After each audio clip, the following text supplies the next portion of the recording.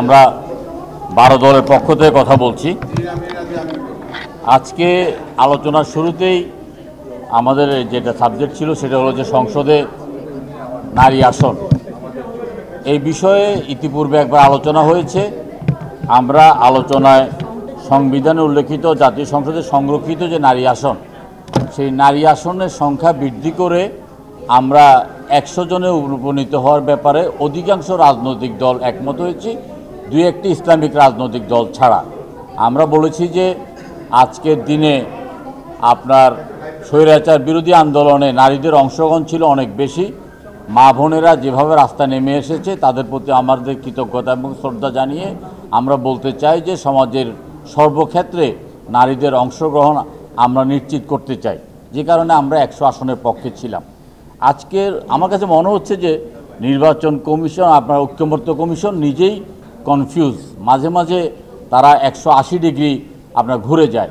যেমন আজকে আলোচনার শুরুতেই তারা এক ধরনের পেপার দিয়েছে, কিছুক্ষণ পরে তারা তড়িঘড়ি করে সে পেপারটা উইথড্র করেছে, আবার নতুন করে আজকে সংশোধিত প্রস্তাব দিয়েছে। বান্ডেল থাকলে প্রতি সেনমানিতে টাকা বাঁচবে। বিকাশ সেনমানি বান্ডেল কিনে জিতুন প্রতি লেনদেনে। এখন দেখেন একদম নতুন করে আবার যখন সংশোধিত প্রস্তাব দেয়, সেক্ষেত্রে আমাদের তো আলোচনা করতে একটু সময় লাগেই। তারপরও আমরা বলেছি, ওনারা যেটা বলেছেন যে আপনার নির্বাচনে অংশগ্রহণকারী রাজনৈতিক দলগুলো কমপক্ষে 33% নারী নির্বাচিত করবেন, আমরা বলছি এটা বাস্তবায়ন নয়। আবার এখানে একটা কথা ফাঁক রেখেছেন, আমরা যেটা 100টার কথা বলেছি, অর্থাৎ সংসদ কি 300 আসনের 400 আসনের, এই কথাটা বলেন নাই।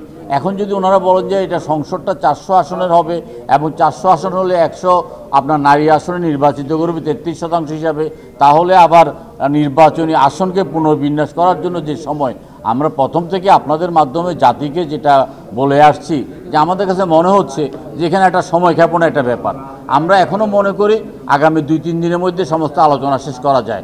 গতকালকে ওনারা বলেছেন যে 32শে জুলাই ওনারা আলোচনা শেষ করার লক্ষ্যমাত্রা, তাও আমাদের মধ্যে সন্দেহ হচ্ছে। যাই হোক, আমরা বলেছি যে 100 আসন, এই 100 আসন কীভাবে নির্বাচিত হবে। আমরা বলেছি যে পুরাতন যে পদ্ধতি, যে নির্বাচিত সংসদ সদস্যরা এটা নির্বাচন করবেন, সেটা হলে ভালো হয়। তা না হলে যে 300 আসন, আমরা এটাও বলেছি যে 100 আসনে, এই 300 আসনের নির্বাচন কমিশন কর্তৃক ঘোষিত 30 লক্ষ টাকার উপর ব্যয় করা যাবে না। আমরা একটা মিথ্যা ঘোষণা দিয়ে সংসদে প্রবেশ করি যে আমরা 30 লক্ষ টাকার বেশি ব্যয় করি নেই।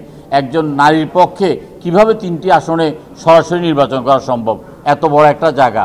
আপনার এমন দেখা যাবে যে একটা নারীকে 3টা জেলাতে প্রতিনিধিত্ব করতে হচ্ছে বা 2টা জেলাতে প্রতিনিধিত্ব করছে।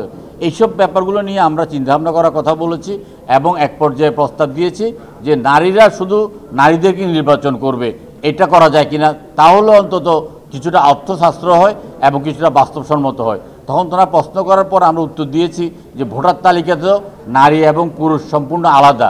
এখানে এমন কোনো বিষয় নয় যে নারী ভোটারদেরকে আলাদাভাবে চিহ্নিত করতে হবে, নারী ভোটারদেরকে আলাদাভাবে চিহ্নিত করতে হবে না, ভোটার তালিকার মধ্যেই আছে। সর্বোপরি আজকে এটা আমরা একমত হতে পারি নাই। দুপুরের পরে আলোচনার মধ্যে যদি একমত হওয়া যায় তাইলে আমরা সেটা আশা করব। তবে আমরা চাই যে সংসদে নারী আসন বৃদ্ধি করে এটা 100 আসনের উন্নতি হোক।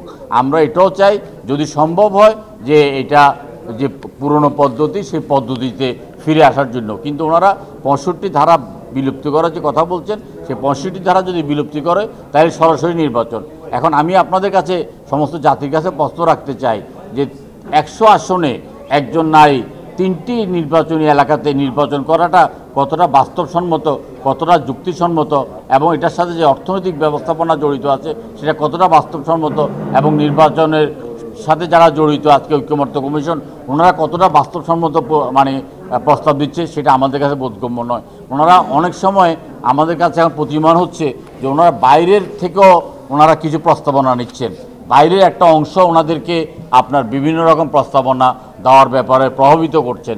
এবং আমরা আলোচনার টেবিলে সেটা বুঝতে পারি যে মাঝে মাঝে বড় যে নাগরিক সমাজের প্রস্তাব, আমরা জানতে চেয়েছিলাম যে নাগরিক সমাজের প্রস্তাব বলতে এরা কোন নাগরিক, এই নাগরিকরা কারা। তখন কিন্তু তার পরের দিন থেকে তারা কিন্তু নাগরিক সমাজের প্রস্তাব এটা আবার উইথড্র করেছে। আজকে আবার দেখলাম যে নাগরিক সমাজের প্রস্তাব, সেখানে আমরা কানাঘুষার মধ্যে দেখতে পারি যে যারা অংশগ্রহণ করছেন তাদের 2-4 জন হয়তো আবার আপনার এই আলোচনার পরে আবার একটা আলোচনা করে এক ধরনের প্রভাবিত করার চেষ্টা করছে। যাই হোক, আমরা ঐক্যমত্য কমিশনের সফলতা কামনা করি এবং আমরা চাই যে অচিরেই আমরা যেন একটা সিদ্ধান্তে আসতে পারি সময় ক্ষেপণ না করে। ধন্যবাদ।